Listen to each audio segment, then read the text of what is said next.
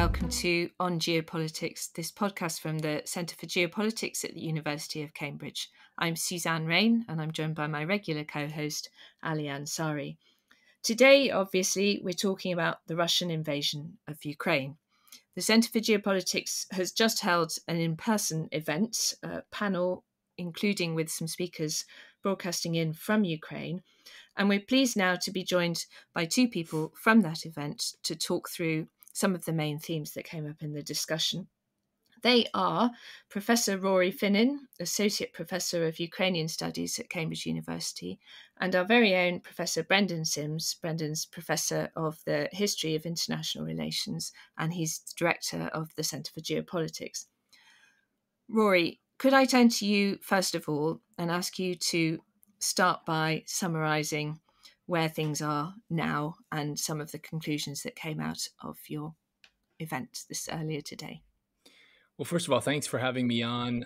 I do want to begin by mentioning that listeners should visit ukrainianinstitute.org.uk for ways to support Ukraine right now. One thing that is abundantly clear is this is a independent, democratic, sovereign country that is being attacked at the moment as we speak. I want us to be as present as we can to the human costs of what's going on. And I know Brendan and Ali and Suzanne, you all agree with that. And as officers of the university, I want to make sure that I express my condemnation for what's going on and my solidarity with Ukrainians. And there was, as I mentioned, a great deal discussed. It was a sobering conversation in a number of ways.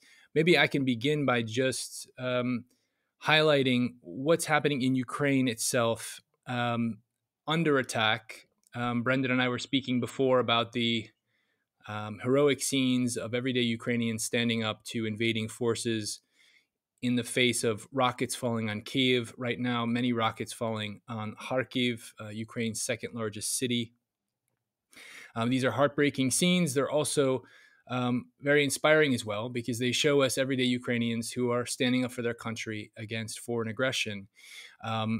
We talked a good bit about Ukrainian national identity, and one of the things we tried to do is dispel the reductive myths that it's divided or divided in any meaningful way. All modern societies are divided one way or another.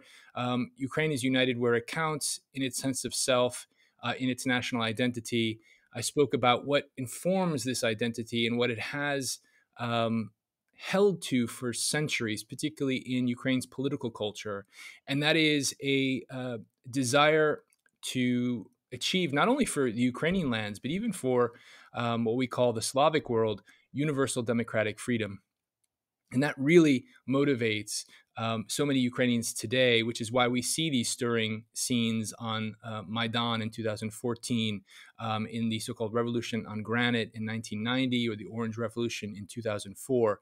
So we're seeing that now in the midst of this grave crisis. So we wanted to make sure that, first of all, everyone understood that Ukraine is united, and it shouldn't be surprising. We talked about 30 years of failure, frankly, of the West. One of those failures, I think, was acknowledging that Ukraine has its own story to tell, that Ukraine is a country with a people with their own sense of a historical trajectory, and, as I mentioned, a political sense of itself. So that leads us to what's going on today, and I think we need to be as clear-eyed as possible about the stakes of this conflict, because essentially Vladimir Putin is seeking to destroy the Ukrainian state in its current form. This is something that's been going on since 2014. This is just the nightmarish extension of the same logic that applied when the Kremlin annexed Crimea in 2014, when it invaded eastern Ukraine.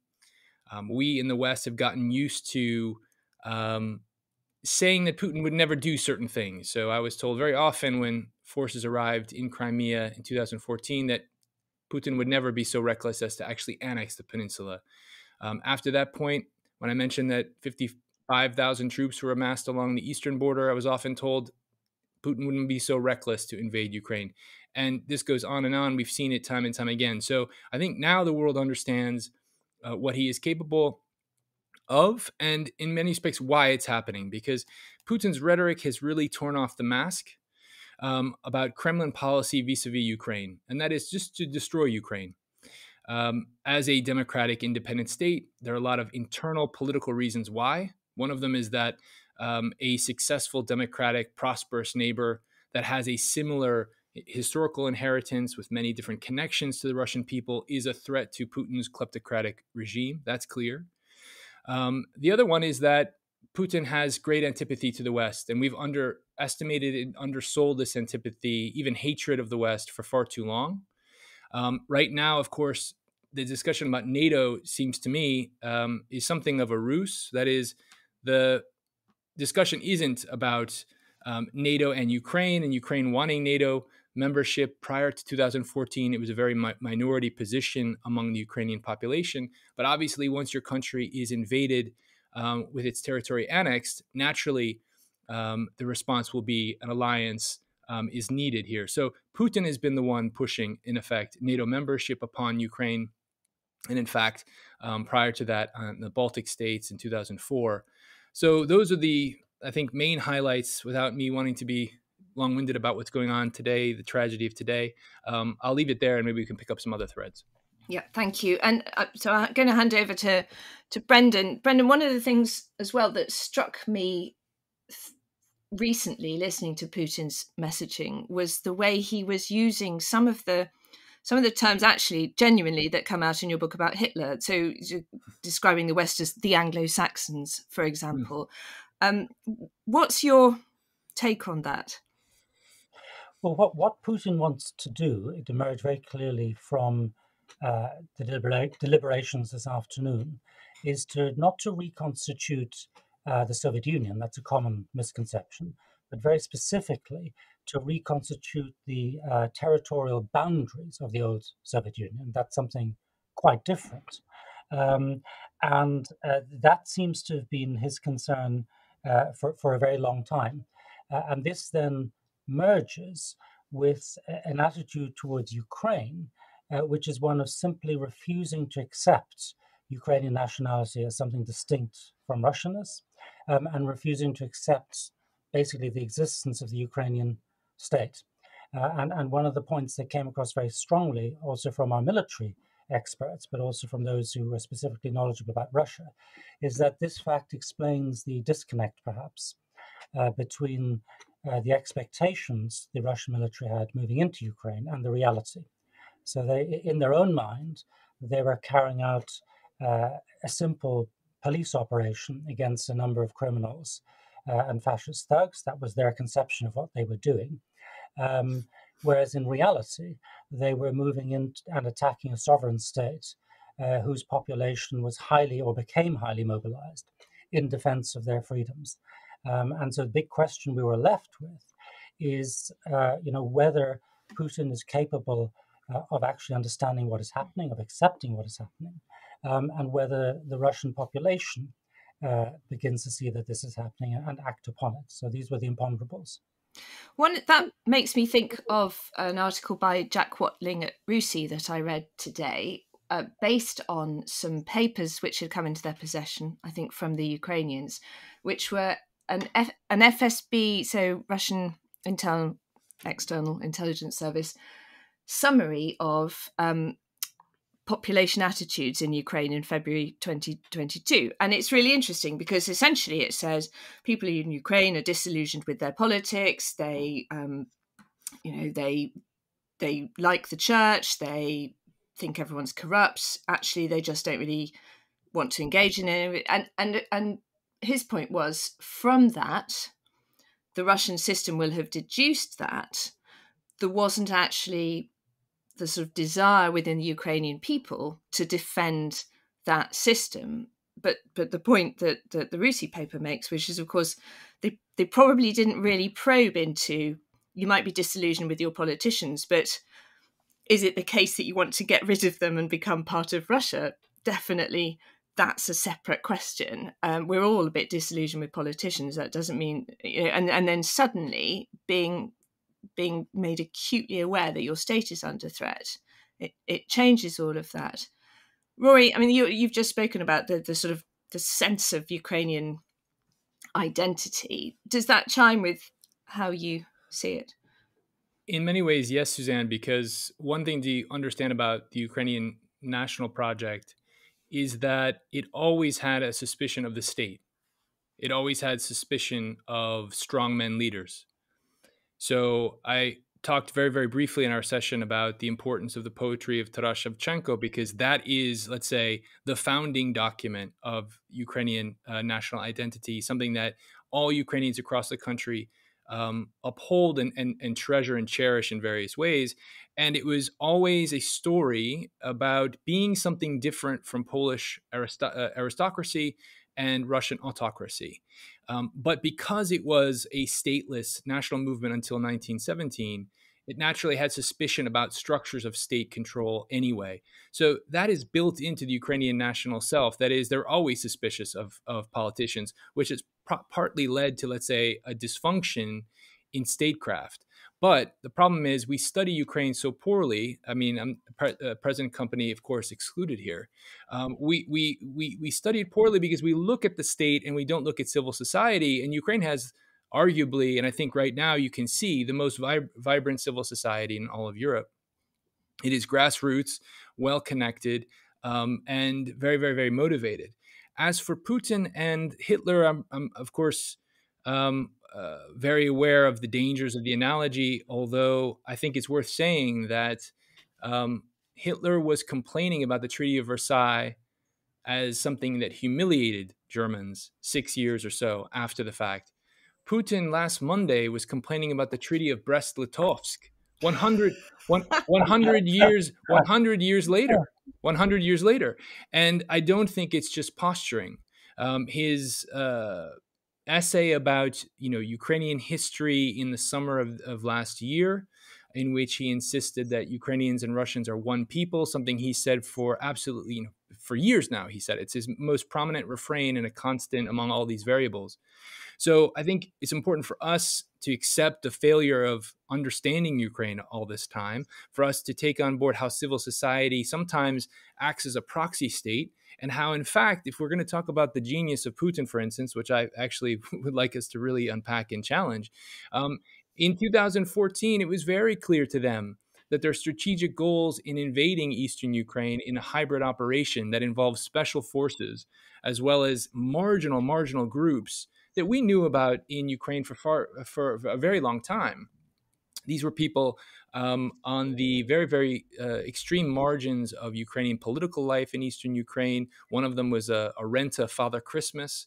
And when you are able to arm those people and couple them with special forces and take various city halls, for instance, in Luhansk, Donetsk, you make gains. But what they found in 2014 is they could only go so far with that plan, and that Ukrainians actually stood up against that type of action. So they have seen for over 8 years now how Ukrainians will fight back and defend the country. And that's exactly what worries me, is that perhaps they have calculated that this defense may take place, and that their plan B is to use overwhelming force, particularly from the air, to decimate Ukraine, which is why, of course, I'm very interested in getting out there with this kind of conversation to explain to people the stakes of this so that we can be as aggressive as possible in stopping it before it gets even worse than it is now.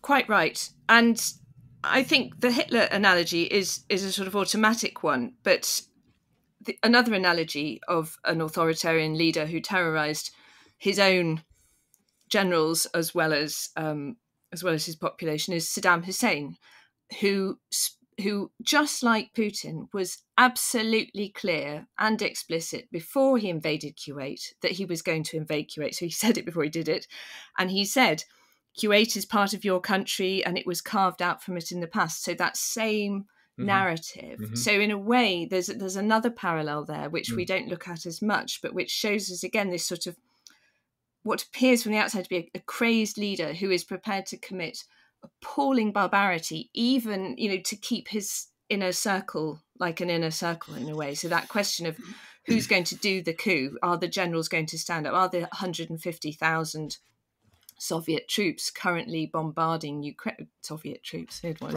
Russian troops currently bombarding Ukraine, actually going to stand up and say, no, I don't want to do this? And there don't appear to be any signs of that at the moment, do they? Can I Can I chip in? I mean, one of the things interesting, Rory. I mean, you're saying that we have, in a sense, neglected that narrative, and I'm curious about, and it ties in also with what Brendan said, really about how the West, in some ways, has been complicit, in a sense, in ignoring Ukraine. I mean, I found that quite striking when I first encountered. After the fall of the Berlin Wall, we had lots of people coming over from the Soviet Union initially to come and, lecture and others. And I remember people then saying, I said, oh, it's so good to meet some Russians. And they said, no, we're Ukrainian. And I sort of thought, well, that's a bit odd. I didn't quite understand what that was about, but that was quite early on. And I'm sort of wondering whether we have, in a sense, tried to ignore it because it's a bit complicated. We don't want to get involved in Ukraine. And at the same time, to Brendan, this sort of notion of, I mean, I think we saw similar things with Saddam Hussein and others that, we sort of emphasized this sort of dark genius of Putin, partly as a way of saying, we can't deal with this. He's far too clever. And I mean, I've sort of seen that also with other countries as well, which I won't bring in here.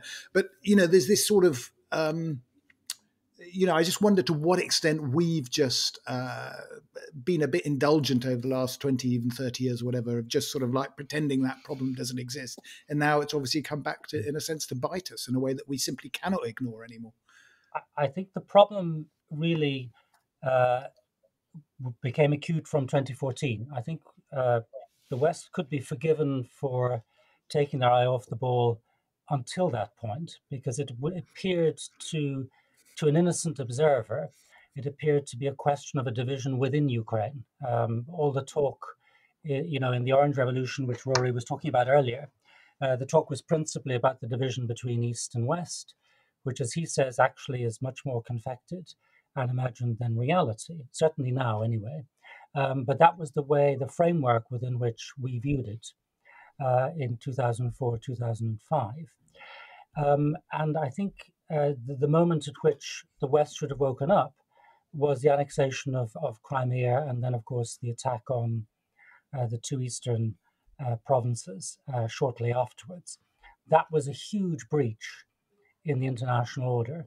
The first time territory had exchanged hands violently without being stopped in some way in Europe since 1945. And essentially what happened was that, yes, there was a response, but the magnitude of what had happened wasn't registered either in Washington or London, and most particularly not in Berlin.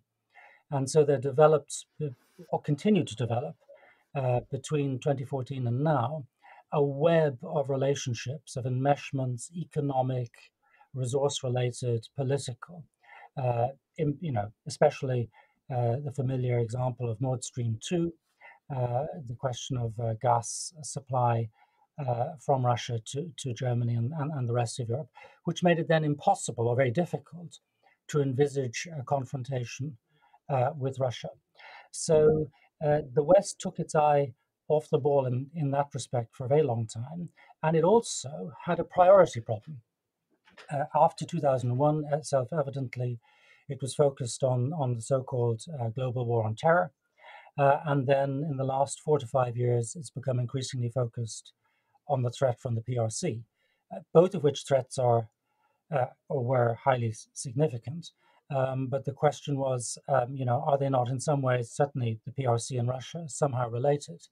And should there not have been basically a more integrated response? Having said all that, I would then add that the response of the West, by which I mean principally now as Putin would call them, the Anglo-Saxon powers, the United States and the United Kingdom, their response over the last few months has actually been, I would say, almost exemplary, in the sense that they called the intelligence situation right. They were actually, perhaps Rory can comment on this, but they were actually better informed than the Ukrainians. They believed the Russians were coming. I think the Ukrainians genuinely didn't think so until very shortly beforehand. And they did, below the radar, begin to supply some of the weaponry, which has been pretty important in this conflict. So there's been a late realization on the Western side, but I guess you might say better late than never. Ali, I think the point you make about what has often been referred to in policy circles as quote unquote Ukraine fatigue. So probably my most hated term. When you're tired of the largest country by territory within the European continent, and you cannot face its complicated past, its complex composition. We really are making a series of mistakes, and a lot of that comes down to basics like understanding linguistic diversity, not as linguistic adversity. That is, Ukrainians are multilingual, they're bilingual, so many of them are. If they're speaking Russian, it doesn't mean that they necessarily espouse Russian political views, and they may be turning and speaking Ukrainian in a moment after that. So we're not very accustomed to that type of bilingual dynamism that you see in Ukraine, and I think often it was poorly read in that respect. And I think Brendan's absolutely right about the response post 2014 and Crimea in particular. One of the more frustrating things has been trying to point out how we've succumbed to this amnesia or Crimnesia rather about the peninsula, particularly the supply of water to the peninsula, because it's a very arid, warm peninsula on the Black Sea. Historically, it's always needed the freshwater supply from the Dnipro River in mainland Ukraine. That was cut off by the Ukrainian state in 2014 due to the annexation. If we are to take Putin seriously as something of a strategist, naturally, it follows that he would seek to secure that freshwater supply in the same way that he would secure a fuller, economically sufficient Donbass region, which the so-called Luhansk and Donetsk People's Republics, occupied eastern Ukraine, were never really fully economically sufficient. One of the cities that is really key to the economic development of Donbass is Mariupol, which has been known as the gates of Donbass because it's from the port from which all the steel, most of the steel, is sent for export. So these types of basic nitty-gritty strategic questions didn't really seem to interest a lot of people who are more interested in thinking through Putin's mindset. And I think we did, as Brennan said, we just took our eyes off the ball. Rory, can I follow up on that with a small question, but an interesting one? This is a relatively rare example of an invasion of one country by another country where the belligerents do speak the same language. And there are all sorts of clips on YouTube of Ukrainian women talking to Russian soldiers saying, "What are you doing here? Please go home." How much of a difference do you think that is going to make to the dynamics on the ground, the fact that the two sides can communicate directly with each other? It's a great question. One of the things that is become very pertinent and apparent really at the moment is as these Russian forces begin to make their way throughout Ukraine, and it's worth us saying that the Ukrainian armed forces, coupled with these territorial defense units, have put up incredible resistance, such that no city or town, major city, has been claimed by Russian forces or held by Russian forces. The big question is, of course, saboteurs and those who are seeking to, let's say, posture as Ukrainian troops. One of the ways that the Ukrainian armed forces has handled this is to use Ukrainian in their command discourse, so that orders and those who follow them use the Ukrainian language, so that there isn't that confusion between combatants. I do think in the war on, let's say, hearts and minds, and I'm thinking here about the Russian public in particular, it's potentially an advantage. President Zelensky gave an extremely moving address to the Russian people on the eve of the invasion, in which he spoke in very simple, everyday terms about the connections that he has to parts of eastern Ukraine, to Russia. The problem is, of course, can Russian citizens access that information on television, which is a major way in which Russians consume news? It's difficult to see such things. On the internet, though, it's a different story. Although there have been instances of clamping down, I think those with the VPN can get around them, which then raises the bigger question of how many Russians actually support what's going on. And I'm sorry to say that I think it's a larger percentage of the Russian populace than we would like to admit, as much as there are those who, among the, let's say, younger generation, particularly the Russian political opposition, there is a clear distaste and disgust and disdain for what's going on. So the use of language could be, that linguistic element could be a really terrific advantage, but I worry that the censorship regime is making those inroads less productive than they otherwise would have been. Thank you. I'm sorry, I'm monopolising the questions, Ali, but I want to now ask Brendan first about international brigades, because President Zelensky has announced the formation of an international brigade, which has the potential to be a huge mobilising force. We don't yet know how effective it will be, but I can see that the draw of it will be very strong. Ironically, the sort of 1936 Spanish Civil War international brigades were actually a Soviet initiative. It was sort of brought to life by communist networks throughout Europe. So there's something neat about the Ukrainians turning the tables on that. But the idea, Brendan, of mercenary soldiers being a critical part of an army is a very European, a sort of old European concept, isn't it? Yes, indeed. It goes back hundreds of years, and the dividing line between straightforward mercenaries, i.e.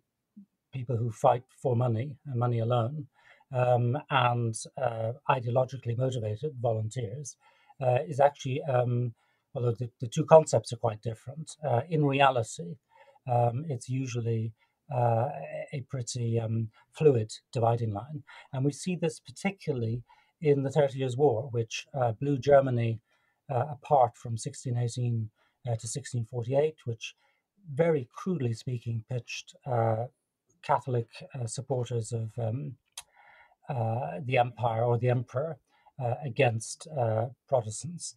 And you saw a very large number of people who supported the so-called Protestant cause in Europe from England and Scotland, who were upset with the Stuart monarchy, feeling that they were not doing enough to defend the Protestant cause in Europe, going across to Germany and fighting. And their reasoning was that if we don't fight the Antichrist, the universal monarch, the threat posed to English liberties as they understood them from absolutism and from counter-Reformation Catholicism, then the next thing we'll know, the emperor and the Spaniards will have moved from Germany into the Low Countries, and then, of course, they will have a jumping-off point to attack southern England.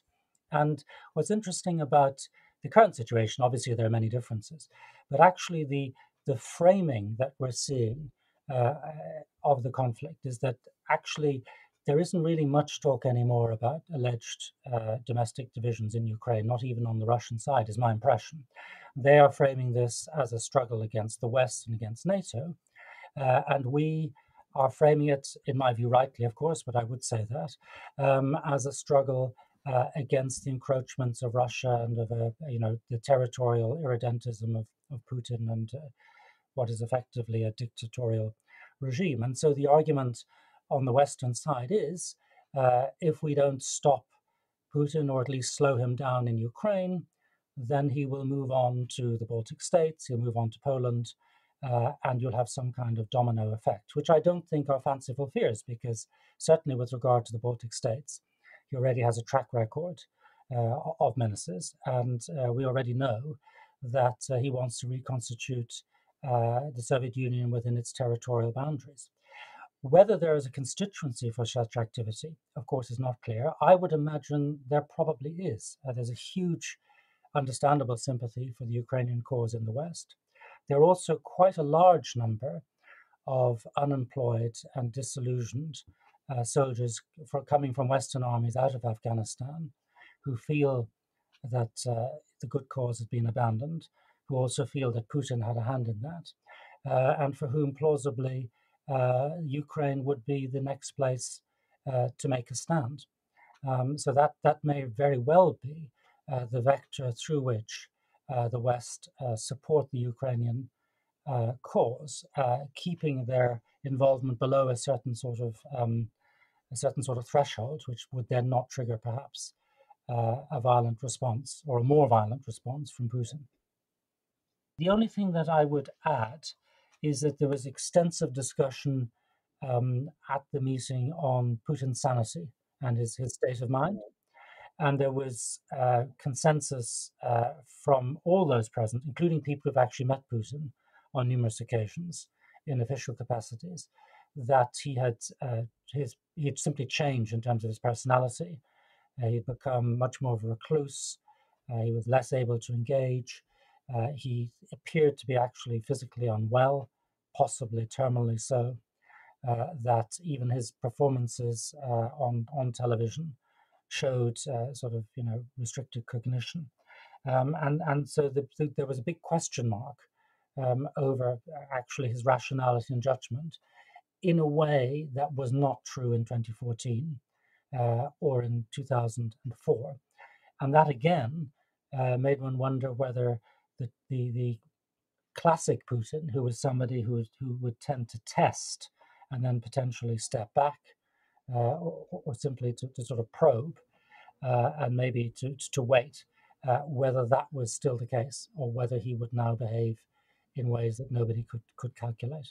But I'm afraid to say we had no answer on that. It was simply left on the table as a question. It's interesting because presumably that question is also going through the minds of Russian citizens who find themselves led by a president who's doing these odd things, although we should reflect that he's not suddenly started behaving oddly, and this is a man who ordered the use of radiological and chemical substances to commit murder in the United Kingdom over a span of years. So again, things which would be inconceivable to most rational leaders, and yet he seems to have authorized them without thinking twice about it, indeed defending them, as indeed have his state in that sense.